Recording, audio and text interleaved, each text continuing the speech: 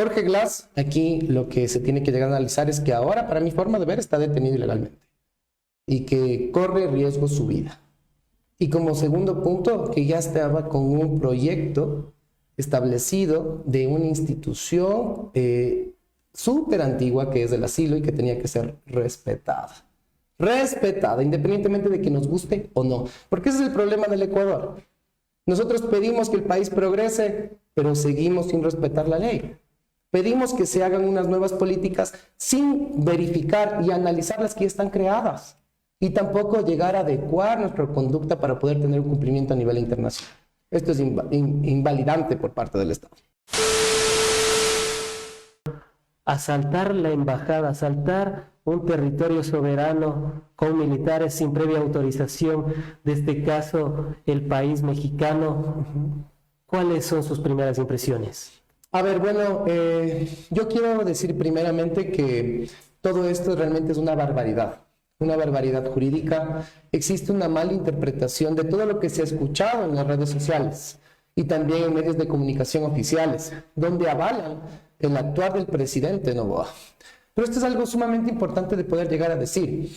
No se habla aquí acerca de las actuaciones de Jorge Glass, ni tampoco de los procesos judiciales de Jorge Glass. Vamos a distinguir primero sus puntos. Si no estamos hablando acerca de la violación a una institución que es aceptada públicamente y también del Ecuador, ¿por parte de qué? De los tratados internacionales, de los convenios. El convenio de Viena, que tanto se ha hablado, es justamente un convenio que determina que los tratados internacionales fueron hechos para poder cumplirse. Y eso es uno de los aspectos que tenemos que llegar a conocer. México, en su libertad autónoma de decisión, ha podido llegar a verificar cuál era la situación de Jorge Glass. Y sobre ese punto, hacer la aceptación primero de que se pueda aperturar un proceso de investigación acerca de un posible otorgamiento de asilo y posterior a esto, otorgarlo. ¿Qué es lo que nos dice acerca de esto la convencionalidad o los tratados internacionales? Que el Ecuador tiene que dar el salvoconducto y nada más. ¿Por qué razón? Porque no se puede interferir acerca del conocimiento por parte de un Estado que está otorgando el asilo. Pero ¿cuál es la figura del asilo? El asilo es cuando una persona, hay de varias formas de los asilos. Hay asilos políticos, asilos diplomáticos y hay asilos generales, que es el que normalmente cualquier persona puede llegar a interponer. Pero el asilo político es cuando una persona está en riesgo. ¿Pero por qué? Por su ideología política, por su situación política de representación en el Estado, en donde efectivamente se puede llegar a marginar sus derechos.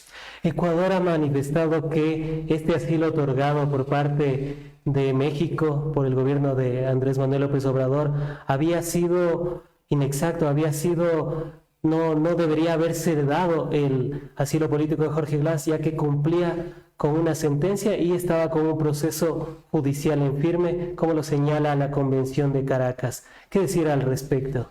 A ver, como le dije, tenemos que hacer una distinción, ¿no es cierto? Los procesos, si queremos hablar acerca de los procesos de Jorge Glass, primero él tenía una sentencia. Esta sentencia fue efectivamente otorgada mediante un régimen semiabierto, que es el que le estaba cumpliendo. Y posterior a esto, se da una investigación donde se da prisión preventiva. Ojo, eso no es en firme. Ahí significa que el principio de presunción de inocencia de Jorge Glass está operando. Y hay otra cuestión más, adicional. ¿Qué es lo que nos dijo el tribunal brasileño acerca de la situación de Jorge Glass? Dijo que efectivamente no habían encontrado ningún solo indicio, ningún elemento en contra de él. Bueno, son cuestiones de carácter debatible, pero no venimos a hablar acerca de la situación de los procesos penales de Jorge Glass, porque para eso tendríamos que ahondar en los mismos. Aquí lo que venimos a hablar es acerca de la institución del asilo. México es el que otorgó el asilo y está en su potestad de poder hacerlo. Ahora usted nos menciona y nos dice que tiene que ver acerca de que fue inexacto. Bueno, fue inexacto si consideran, pero se dio, ya se otorgó. Y se tiene que respetar esa autonomía que tienen los países para poder otorgar un asilo político. Y en este caso no se dio. Y se hizo un delito, para mi forma de ver, con relación a la Policía Nacional, a la Cancillería y el propio presidente Noboa. Porque hay un delito claro que es el delito de discriminación. El delito de discriminación claramente dice cuando una persona contribuye a que los ejercicios legales autónomos, es decir, de igualdad, no se den. En este caso, él tiene un ejercicio igualitario que le da la convencionalidad, es decir, los tratados internacionales. En ese caso, y al haberse otorgado el asilo político a Jorge Glass, y que para muchas comunidades internacionales es un perseguido político, y bueno, más allá de perseguido político no, ya tiene la figura de asilo político, ¿podría considerarse como secuestro por parte del régimen de Daniel Noboa, y esta podría ser una causal de destitución para Daniel Noboa? Para mí lo que ejercitó el presidente es un acto de discriminación, un delito de discriminación que está en el Código Orgánico Integral Penal. Para mí los que pudieron establecer un secuestro es la Policía Nacional. La Policía Nacional, No el régimen. no el régimen. Para mí, ¿por qué? La Policía Nacional, porque independientemente de que ellos cumplan con actos de realización de parte de una autoridad competente, también son posición de garante. Ellos son garantes. Pero el jefe máximo es Daniel Noboa, el comandante en jefe. Totalmente. Pero los garantes también son los policías. Ellos son los que ingresan. Y para eso hay reglas. El artículo 482 del Código Orgánico Integral Penal es claro. Se puede allanar a una embajada cuando el jefe de la misión lo apruebe. El jefe de misión salió a decir que estaba tratando de proteger el honor de su país. Por Dios santo, ¿de qué estamos hablando? Y fue sometido por la Policía Nacional. Eso también podría acarrearle repercusiones al Ecuador. Totalmente. Pero aquí tenemos que llegar a analizar que el derecho internacional se hizo por algo. Justamente para poder avalar las situaciones, las creencias, las ideologías que pueden crear un riesgo. ¿Qué pasa si al señor Jorge Glass lo matan en la cárcel? ¿Qué es lo que sucede? Estamos hablando aquí de que tenemos un régimen que está tratando de hacer las cosas de que se quiten a las personas de las bandas, de la mafia, pero hay que hacer todo con un orden. Y además que tiene que ver Jorge Glass con la política de poder limpiar las cárceles y se le ingrese de una forma tan vil. Es algo ilógico. ¿Por qué es importante, doctor, la Convención de Viena? ¿Cómo fue creada y por qué es tan relevante todavía en la actualidad? La Convención de Viena lo que te establece son los parámetros acerca de qué son los tratados internacionales. La apertura, la ratificación, la adhesión, la aprobación, eso es lo que te indica el Convenio de Viena, básicamente. Sobre esos puntos hay otro tipo de tratados. Y hay que ver clarísimo cuáles son. Hay un convenio, efectivamente, que determina las reglas del asilo. Y hay otra que se indica acerca de la prohibición de tratos crueles y degradantes. Por eso, Para evitar, por ejemplo, excesos como los que se realizaron durante la dictadura de Adolf Hitler o durante la dictadura de Augusto Pinochet. Porque recordemos que ni Augusto Pinochet se atrevió a realizar eso cuando militares que defendían a Salvador Allende se resguardaron en algunas embajadas. claro, totalmente, pero eso es porque existe también una repercusión internacional. Ahora vamos a ver qué es lo que dice la Corte Penal Internacional. ¿Qué es lo que nos dicen los organismos de los estados americanos? ¿Qué es lo que nos establece efectivamente la línea de los países que ya han dado ahora su protesta acerca de esta situación? Porque si esto se hace en nuestro país, puede llegar a tener un efecto dentro de los otros países. Van a decir, bueno, si dejan pasar un efecto dominó, si dejan pasar esto en Ecuador, bueno, hagámoslo, porque ¿cuál es el principio que ellos utilizaron? Que estaban Evitando el riesgo. estaban metiéndose en problemas de problemas internos del país, y eso no tiene nada que ver. Realmente nosotros estamos con una situación crítica ahora. Pero eso no, la gente no nos llega a avalar. Y veo muchos medios de comunicación que le apoyan al presidente. A ver, y con esto hay que utilizar síntesis pura. Independientemente de cuál sea su proyecto político, de cuál sea su ideología política, aquí las reglas son claras. No ya con las reglas del Ecuador, sino más bien con las reglas convencionales, de los tratados internacionales. Porque hay una regla básica del Convenio de Viena, que es el principio del pacta sunt servanda, que es los tratados internacionales se hicieron para poder ser cumplidos. Y en este caso, ¿cuáles podrían ser las repercusiones más graves al país? Ya vemos que México rompió relaciones, nosotros exportábamos cerca de 300 millones e importábamos cerca de 600. Pero ¿cuáles serían las implicaciones, las repercusiones más graves que podría afrontar el Ecuador? Claro, es un hecho inédito. Si es que los organismos internacionales quieren ser ejemplificadores para que esto no vuelva a pasar, podría caernos todo el peso de la ley, o podría pasar lo contrario, ¿no? Podría decir, bueno, desen la mano y aquí no ha pasado nada. A ver, bueno, vamos. El primer punto que es preocupante es, primero analicemos. La migración en Ecuador es una realidad. Y existe una migración informal, por vías alternas a los puntos legales y oficiales. Y normalmente el primer punto para poder llegar a migrar son los Estados Unidos de América. ¿Cuál es el país que está al lado de Estados Unidos de América? México. ¿Qué es lo que pasa si un ecuatoriano es detenido ilegalmente en México? No va a poder ser repatriado. Cerca de 80,000 están en este momento en México. ¿Qué hacemos con esa situación? Tendríamos que tener una cárcel en México para cumplir con un aspecto de migración ilegal. Primer aspecto. Segundo, las políticas con relación a la educación. Hay un montón de avales que efectivamente se hacen por medio de la educación en instituciones mexicanas. Ya no van a poder tener validez aquí. Como tercer punto, si llegan a la Corte Penal Internacional, lo más seguro es que puedan llegar a condenar al Ecuador a una suma económica de pago. Millones de dólares. Totalmente. Y esto es las cuestiones... Y no sale del bolsillo de Daniel Noboa, sale del pueblo ecuatoriano. Del pueblo ecuatoriano que está en crisis, que tenemos 500 millones de déficit.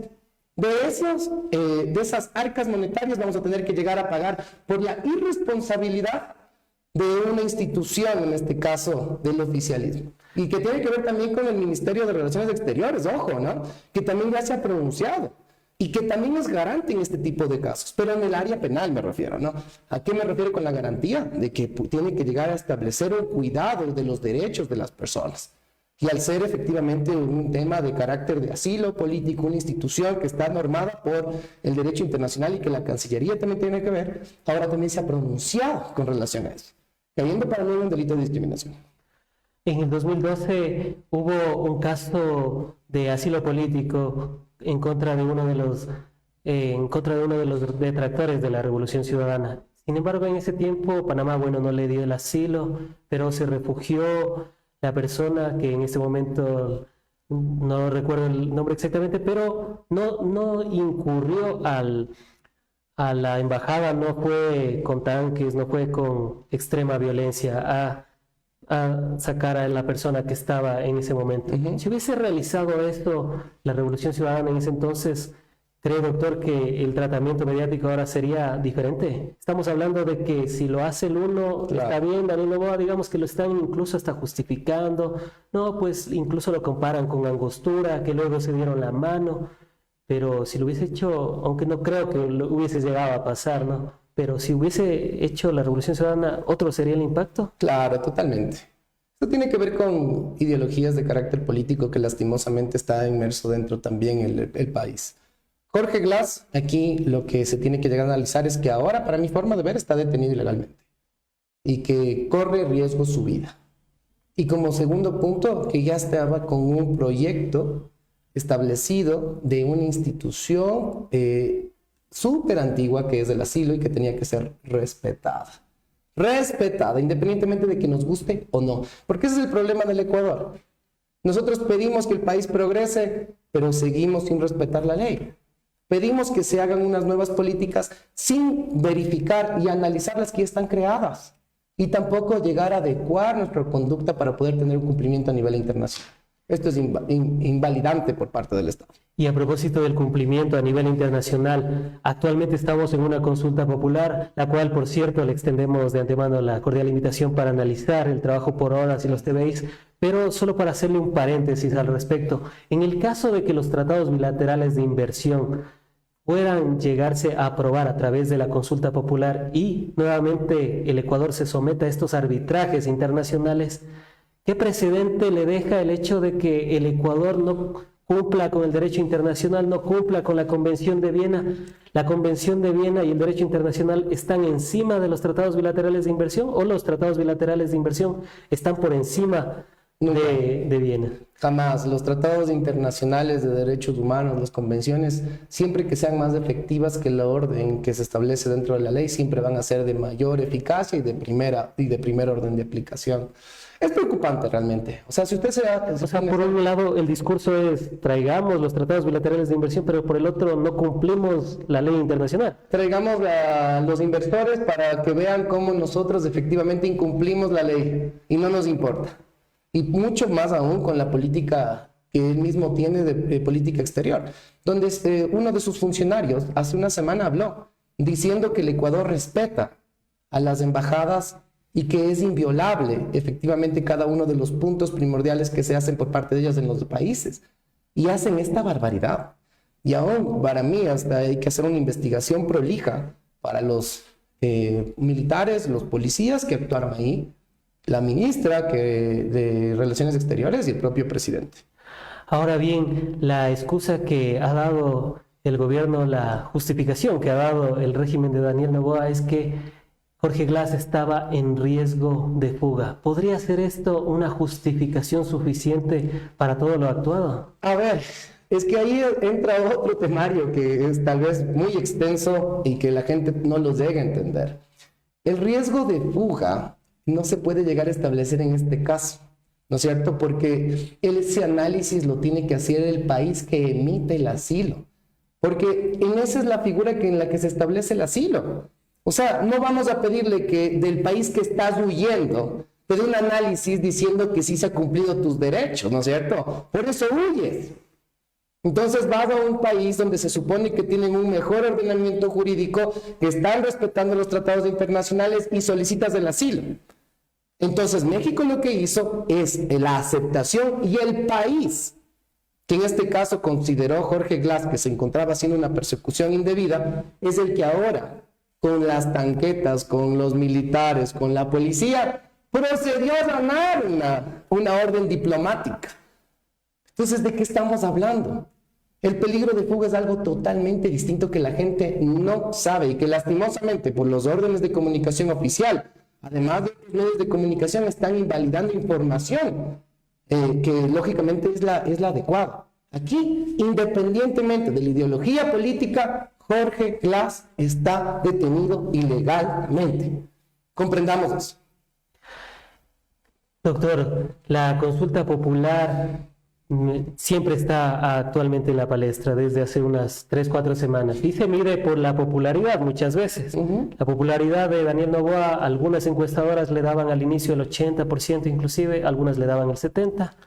En los últimos días y semanas, por el incremento del IVA, por algunas promesas incumplidas, ha ido bajando la popularidad. Algunos le mencionan con el 52% de aceptación, entonces parece que la consulta podría caerse.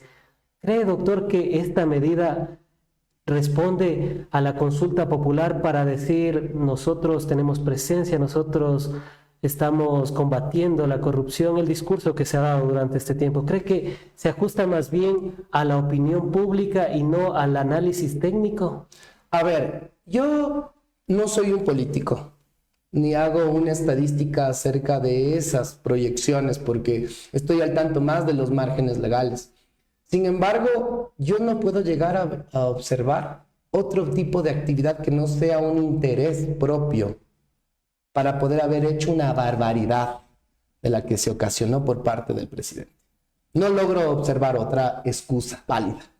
Que vengan y digan que es para poder llegar a tener autonomía, soberanía del Ecuador y que los otros países no tienen que estar inmersos dentro de nuestros proyectivos o de nuestras políticas internas, haciendo esta barbaridad y teniendo un doble discurso. Porque dice, bueno, vamos a atraer inversiones, vamos a traer empresarios que inviertan en el Ecuador, pero nos allanamos cualquier embajada si estamos en desacuerdo con lo que ellos acepten. Una barbaridad. Considero yo que fue por parte de un interés político, pero sin embargo, como lo digo, no es una cuestión que yo vea porque no soy político, pero no veo otra excusa.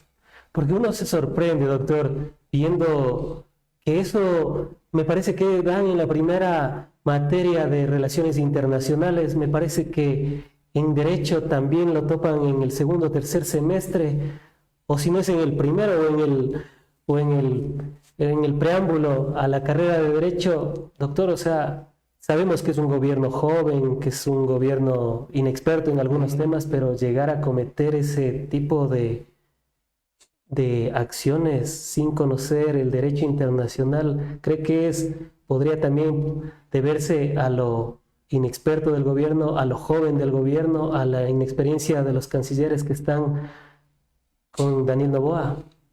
Bueno, lógicamente yo sí creo que si haces una actividad de carácter con una responsabilidad tan alta, necesitas asesores de primera línea.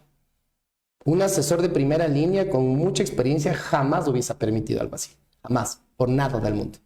Porque ya no tiene nada que ver con una cuestión de política interna, ni tampoco de ideología política, sino ya con un irrespeto hacia tratados internacionales que pueden ocasionar una responsabilidad abismal que la gente es la que termina pagando. Es la gente la que termina teniendo estos deterioros. ¿Por qué razón? Porque el presupuesto se va a ir efectivamente del Estado para poder pagar las deudas. Y ahí va a faltar la educación, va a faltar el tema de la salud, las políticas internas de vivienda, y eso es lo que tenemos que cuidar. Si tenemos una presidencia, de qué partido sea, perfecto, pero hay que respetar la ley. Y con el respeto de la ley vamos a poder llegar a tener mejor futuro en nuestro país y muchísimo más mejores luces para nuestros hijos, que son las generaciones que vienen y que se merecen de tener un tratamiento distinto, con una política adecuada. El caso de Angostura se ha mencionado también en estos últimos días, tratando de hacer una comparación de que ahí en ese entonces Uribe ingresó para poder acabar con ciertas facciones irregulares y violaron soberanía nacional, lo cual también generó un impasse, pero lo que mencionan es que después ya se sentaron, conversaron, todos recordamos la imagen del presidente Uribe con el presidente Correa dándose la mano. Bueno, la comunicación no verbal dijo mucho en ese momento, pero digamos que se superó el impasse. Doctor, ¿cree que este impasse podría llegar a superarse tal como pasó con Angostura? Bueno, pero son figuras totalmente distintas. A ver, una cosa tiene que ver con políticas de cada país, ¿no es cierto?, de seguridad. Aquí tiene que ver con la violación a una política diplomática, a una institución diplomática, que son temas totalmente distintos.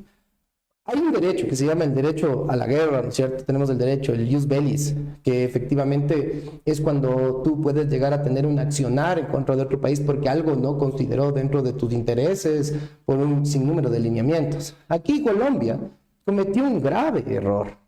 Sin embargo, quienes ayudaron a que se pueda solventar esto fue la vía diplomática. La UNASUR, por ejemplo. Totalmente, pero la vía diplomática con el respeto propio de la vía diplomática. ¿Qué hubiese pasado si a las personas que hubiesen venido de Colombia para poder estar aquí dentro del Ecuador, el Ecuador mejor les terminaba, en este caso, no sé, hasta mandando con tanquetas a los diplomáticos?